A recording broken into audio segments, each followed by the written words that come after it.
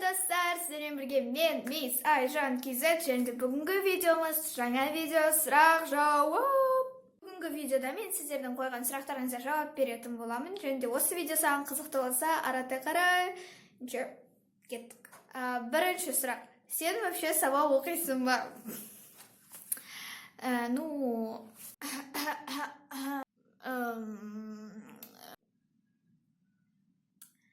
Я оқимын. Енді бұның бәрі әзіл. Мен сабағымды жақсы оқимын, барлық сабағымды оқимын. Мен видеода тек сіздермен видеодағы көп сала береді деп, инстаграмым көп видеолар салады екен деп, мүлдем сабақ оқымайды, сонда еріншек деп ойлап қалмаңыздар. Оқимын, барлығын жасаймын. Тек сабақ оқығанды мен сіздерге көрсетпеймін, сондықтан сіздер аса біле қоймайсыздар, бірақ мен өте жақсы оқимын. Инстаграм топчик деді. Рахмет, братан, от души деймін бе. Видео қайда деп жатыр. Видео міне. Мен көптен бері видео салмай жүрмін. Оның себебі менде сабақ, ал қазіргі таңда қолым тиіп демалыс күндері ғана салып жатқан. Айтпақшы, қыстың алғашқы күндерімен сіздерді құттықтаймын. Қыстың басталуымен жаңа жыл жақындап қалды. Жаңа жылға видеолар бола ма дейді. Әрине де менің жаңа жылдық настроениямды, көңіл-күйімді көріп тұрған шығарсыздар. Мен барынша тырыстым сондай жаңа жылдық атмосфера жасауға, және де қазіргі таңда өзім тездетіп шыршаны құрып, сөйтіп күшті жаңа жылдық видеолар түсіретін болам. Әрине өте көп идеялар менде жаңа жылдық видеоларға, DIY андай-мындай айтпай қояйын енді, сюрприз болсын. Бірақ дегенмен де өздерінің ойларыңыз болса, қандай видео түсіруге болатын комментарийға жазып кетіңіздер, ұнаса түсіретін болам. Видеоблогерлерге көмек видеосын түсірші дейді. Менде күн сайын, өтірік айтпай қойын, кем дегенде бір дайректке бір хат жібереді. Мен видеоблогер болайын деп едім, көмектесші, өтінем, жауап берші, бірдеме дерші, видеоблогерға қалай сүйем, видеоблогер болғым келеді дегенде. Мен оған бөлек тақырыпта видео түсіретін боламын. Әрине де ол видеоны да жақында түсіріп қалуы мүмкінмін, себебі осында өзімнің ойымда болғандықтан осындай видео түсіру, сондықтан күтіп жүріңіздер. Жақында шығу керек. Келесі дейді, мынау Айжан емес, бұл Арука Микстің негізі. Менің дайректімде, инстаграмында, ютубымда көп менің адамдарым мені Арука Микстің егізі деп айтады. Қайдағы егіз? Ол вообще басқа адам, мен вообще басқа адам.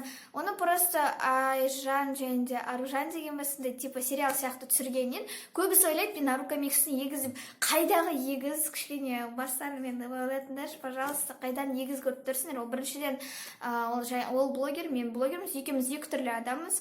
Жай ғана таныс адамдарымыз, жай ғана осындай блогерлеріміз, сондай коллегаларым деймін ба, бірақ оның ойынан шыққан сериал болатын. Мен оның егізі емеспін, апасы емеспін, туысы да емеспін. Біздің ешқандай қатысымыз жоқ бір-бірлерімізге туысы жағынан. Біз тек қана сондай таныс блогерлеріміз десек те болады. Сондықтан мені келесіде шатастырмаңыздар. Және де көбісі маған Аружан дейді. Мен Аружан емеспін, мен Айжанмын. Айжан да емеспін, Айжан. Все, жаттап алыңыздар. Сенің хейтерлерге көзқарасың қандай дейді. Менің хейтерлерге көзқарасым дегенде, хейтерлер ол кез келген адамда болады. Мейлі сен блогер бол, блогер болма, сенің бетіңе қарап күліп тұрып, ар жағынан өсек айтып сені жамандайтын адамдар жеткілікті. Ол тіпті блогер болмасаң да, қарапайым адам болсаң да, сондай адамдар толып жатады өмірде. Ол жалған емес, шындық. Бірақ егерде блогер болғанда хейтерлер не дейін, ол кішкентай балалар, немесе іші пысып, ешқандай жетістіктерге жетпеген, жалқау, еріншек, іші тар, көрсе қызар, сондай қайтсам екен, қызғаншақ, біреудің жетістігіне жылап, біреудің жеңілісіне қуанатын, сондай өте жаман қара ниетті адамдар. Оларға не деймін, мен хейтерлер ешқандай мән бермеймін. Олар не жазса да жаза берсін, өз уақытын кетіре берсін. Маған онда ешқандай тимейді. Мен олардың хейтерлердің комментарийларын аса оқымаймын да.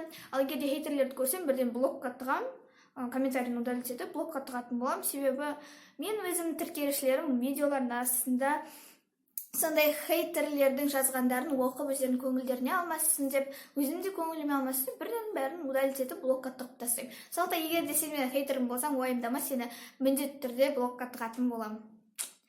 Сондай Айжан өте жақсы қыз. Сондықтан ондай хейтерлердің түк пайдасы жоқ.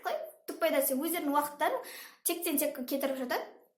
Басқа айтарым жоқ, ол әрбір адамда болатын сондай адамдардың бір тобы десек, жұлдыздардың көрсеңіздер, әншілердің барлығында хейтерлер бар.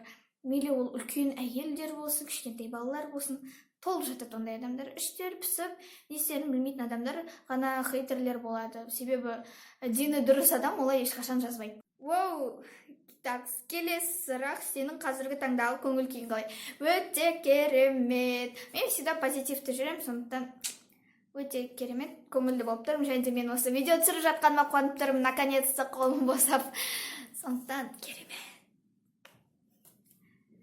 Сіздің көңіл күйіңіз қалай? Комментария жазып кетіңіздер. Видеоларың күшті екен, инстаграмымды бершейді, көп рахмет. Шынымен де осындай комментарий адамның жүрегін жылытып, рахмет. Ал инстаграм болса, менің инстаграмым міне Мисс Айжан KZ деп аталады. Ол жерде мен күн сайын трендовый видеолар салам, тиктоктар салам, фото, видео, трендтер сындай видеолар салып отырам. Сондықтан тіркеліп кет, саған ұнайды деген ойдамын. Және де бір әділетсіздік бар. Менің ютубымда 60 мыңға жуық тіркелушілер бар, ал инстаграмда 31 мың ғана. Сондықтан дәл қазір тіркеліп кет, егер де сен білмесең менің инстаграмым жайлы. Ол жерде көптеген қызықты видеолар шығып отырады. Және де көбіне мен инстаграмда белсенді болып жүремін ютубқа қарағанда, сондықтан тіркеліп кет.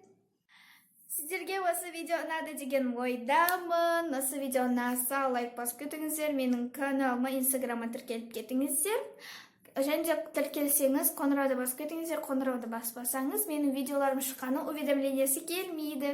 Тағы да айтайын, менде ВКонтактеде страница жоқ. Сіздермен бірге болған мен Айжан. Сау болыңыздар!